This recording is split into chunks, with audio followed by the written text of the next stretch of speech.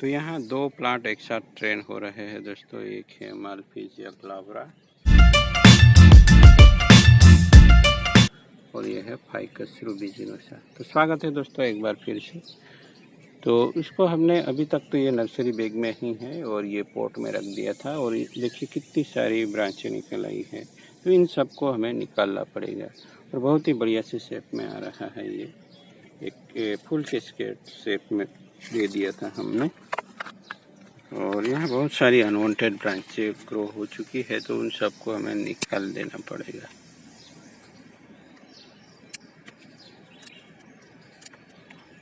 तो ट्रिमिंग कर रहे हैं। ट्रिमिंग कर देना चाहिए था पर अब तक नहीं कर पाया था, तो अब कर देंगे। और अनवांटेड ब्रांचें तो देखते ही निकाल देनी है। यहाँ भी कुछ ब्रांचें ग्रो हो जाती है, उन सबको भी हमें निकाल देना पड़ेगा।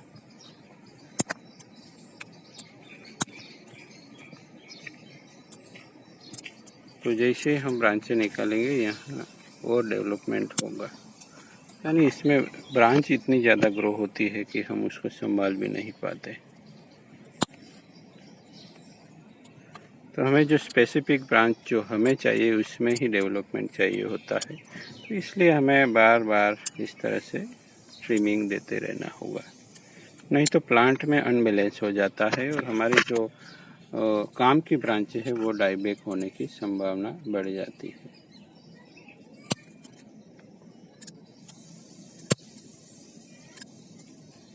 शुरुआत में सीजर थोड़ी हार्ड लग सकती है, फिर धीरे धीरे कंफर्टेबल हो जाएगी। तो इसकी चिंता ना करें क्योंकि इसकी ब्लेड बहुत ही बढ़िया है दोस्तों। तो आपको तो इसकी चिंता करनी नहीं है।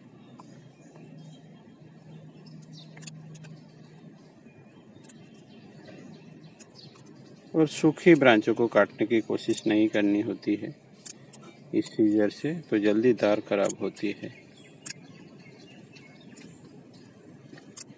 यानी उपयुक्त शाखा ही इससे काटने की कोशिश करें, इससे हमारी टूल लाइफ है वो ज़्यादा बढ़ सकती है। और जब भी रखें उसको साफ सफाई करके, यानी गंदगी हटा के रखनी होती है जिससे ये अच्छी रहे। तो नीचे की ब्रांचों में हमने ब्रांच सब निकाल दी है जो अनवांटेड थी या ज़्यादा ग्रो हो गई थी। अब एक ही ब्रांच बची है। इतनी सी छोटी कटिंग भी लग जाती है तो इजीली प्रोपगेशन हो जाता है। रिपोर्टिंग में भी ज़्यादा दिक्कत नहीं आती, केवल इसमें ग्रोथ ज़्यादा होता है तो वो हटाते रहना होता है। ये रूट ओवर रॉक के या रॉक के ऊपर, हम रॉक के अंदर भी प्लांटेशन कर सकते हैं। तो ये छोटे पत्तेदार प्लांट है तो बोनसाई के लिए बहुत ही बढ़िया है। तो शुरुआत में हमें वायरिंग करके अनवांटेड ब्रांचें हटा के उसको स्टाइल कर देना है, फिर तो ट्रिमिंग ही करते रहे। ये अपने आप शेप लेता रहेगा और बढ़िया लगता है। आप लोगों ने देखा, अब कुछ ही दिनों में यहाँ ग्रोथ आ जाएगा और ये बढ़िया लगने लगेगा।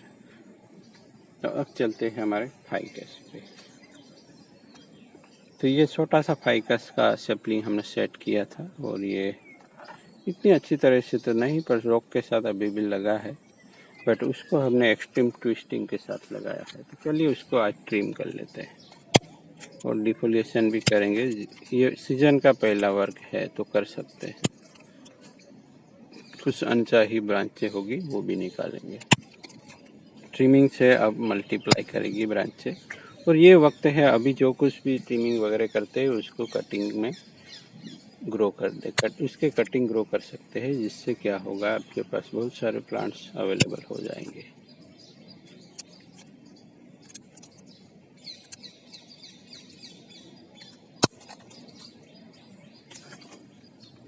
चलिए लीफ भी हटा लेते हैं जिससे आप स्ट्रक्चर बढ़िया से देख पाएंगे। ये थोड़ी सी हार्ड है अभी, बट उसका जो फंक्शन है वो बढ़िया से कर रहा है।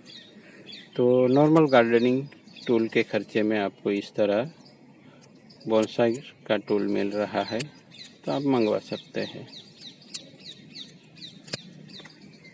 देखिए इसका शेप बढ़िया है, अब उसको ग्रो करने देना है बस।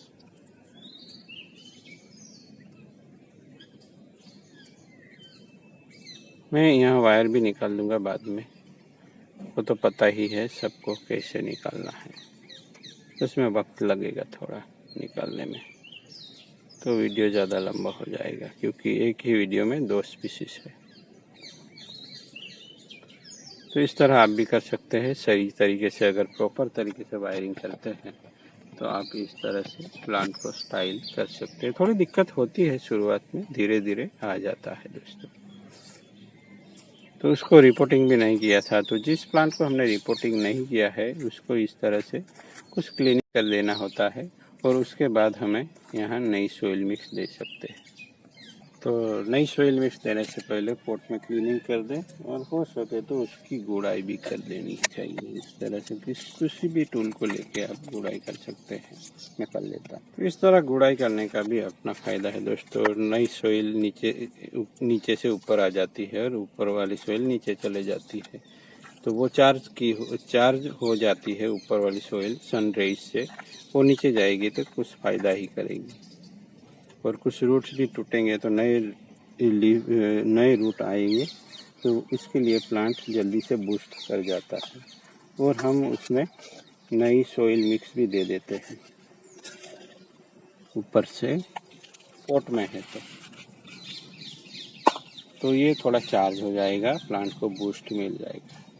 तो ये सब एक्सपीरियंस से आता है धीरे धीरे। और ये सब करने से पहले मेक श्योर कि यहाँ कुछ पुराने पत्ते जो हमने काटे अभी कुछ कीड़े वो नहीं होने चाहिए। तो ये छोटी छोटी मगर काम की बातें अगर ध्यान में रखते हैं तो प्लांट हमेशा हैप्पी रह सकते हैं दोस्तों। तो दोस्तों हैप्पी गार्डनिंग, स्टे सेफ और घर पे रहे और सुरक्षित रहे। Thank you for watching.